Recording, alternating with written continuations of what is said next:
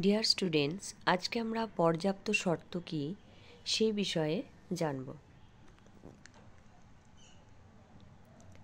দুটি ঘটনা যখন এমনভাবে থাকে যে এদের প্রথমটি ঘটলে দ্বিতীয়টি ঘটে, কিন্তু প্রথমটি না ঘটলেও দ্বিতীয়টি ঘটতে পারে, তখন প্রথম ঘটনাটিকে দ্বিতীয় ঘটনাটির পর্যাপ্ত শর্ত বলে। যেমন ধরো ক এবং খ, এই দুটি হচ্ছে ঘটনা। একটা হচ্ছে পূর্বগামী ঘটনা, ক হচ্ছে পূর্বগামী এবং খ হচ্ছে অনুগামী, অর্থাৎ পরের ঘটনা।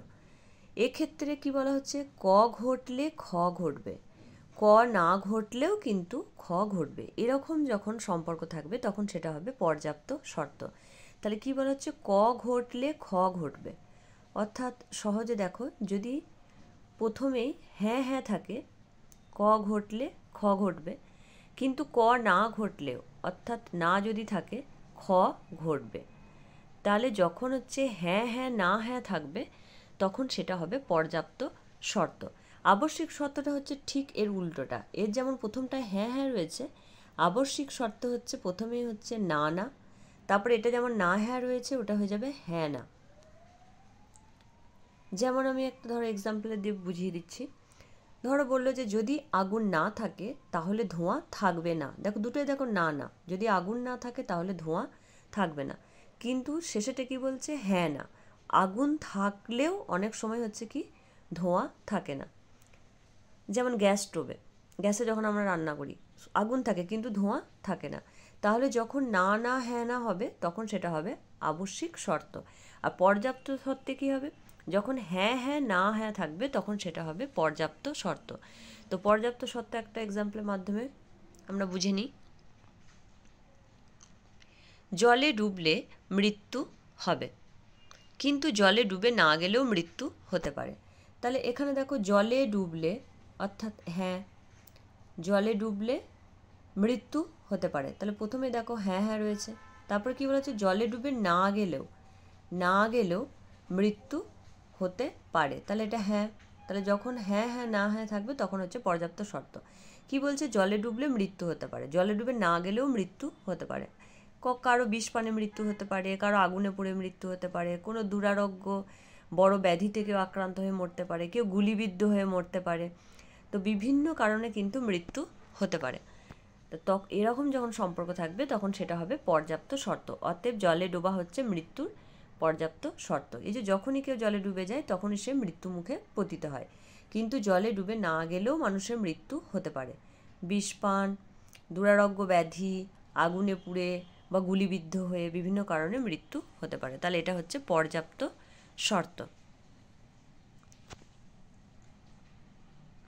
এরপর দেখো এখানে একটা ছবি রয়েছে, প্রথম ছবিটা কি রয়েছে, যে বৃষ্টিপাত হচ্ছে এবং রাস্তা ভিজে আছে। তাহলে যখনই বৃষ্টিপাত, মানে যদি বৃষ্টিপাত হয় তাহলে হচ্ছে রাস্তা ভিজবে। তাহলে বৃষ্টিপাত হয়েছে, রাস্তা ভিজেছে, তাহলে এটা হচ্ছে হ্যাঁ হ্যাঁ। এখানে ছবিটা দেখো বৃষ্টিপাত হয়নি, তা সত্ত্বেও কী হচ্ছে, রাস্তা ভিজে গেছে, অন্য কারণে রাস্তাটা ভিজে গেছে। তাহলে যখন হ্যাঁ হ্যাঁ না হ্যাঁ থাকবে তখন সেটা হবে পর্যাপ্ত শর্ত।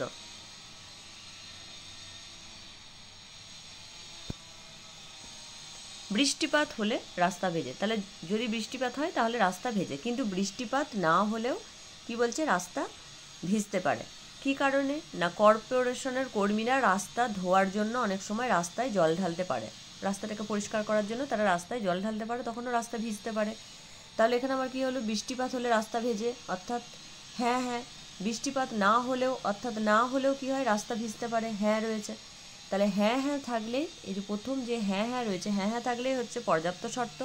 আর প্রথমে সেন্টেন্সে যখনই দেখবে না না রয়েছে তার মানে হচ্ছে কি সেটা আবশ্যিক শর্ত। এইভাবে তোমরা বুঝতে পারবে। ভাত খাওয়া ক্ষুধা দূর হওয়ার পর্যাপ্ত শর্ত। তাহলে কি এখানে কি হচ্ছে, যখনই আমরা ভাত খাই তখনই কি হয়, ক্ষুধা দূর হয়, তাহলে এটা হচ্ছে হ্যাঁ হ্যাঁ। আবার কি বলছে, ভাত না খেলেও কিন্তু আমাদের ক্ষুধা দূর হয়। আমরা ভাত না খেয়ে আমরা অন্য কিছু খেতে পারি, রুটি খেতে পারি, আমরা কোনো যা হোক কিছু খেতে পারি, খেয়ে আমরা কী করে আমরা খিদে মেটাতে পারি, ফল মূল দুধ মিষ্টি অনেক কিছু খেয়ে আমরা আমাদের খিদে মেটাতে পারি ভাত ছাড়াও। বাইরে কোথাও গেলে দেখবে অনেক সময় ভাত হয়তো আমরা ঠিকভাবে পাই না, তখন দেখা যায় অনেক কিছু অন্যান্য জিনিস খেয়ে আমাদের খিদে মেটাতে হয়। তাহলে এখানে কি হচ্ছে, হ্যাঁ হ্যাঁ না হ্যাঁ, সেই জন্য এটা হচ্ছে পর্যাপ্ত শর্ত। কাউকে জোরে আঘাত করার ফলে ব্যথা পাওয়া, যখনই জোরে আঘাত করা হয় তখন কি হয়, ব্যথা পায়। আবার আঘাত না করলেও কি হয়, আমরা ব্যথা পেতে পারি। কেউ আমাদেরকে আঘাত না করলেও কিন্তু আমরা নিজে নিজেও ব্যথা পেতে পারি। ফল কাটতে গিয়ে আমার হাত কেটে গেল, কি দেখা গেল যে ভালো করে পড়াশোনা এখন মন দিয়ে করছি না, যখন রেজাল্ট খারাপ হলো তখন আমরা মনে মনে খুব আঘাত পেলাম বা ব্যথা পেলাম।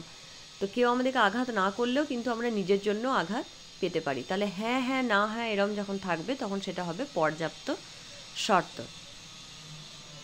আজকে এখানে শেষ করছি।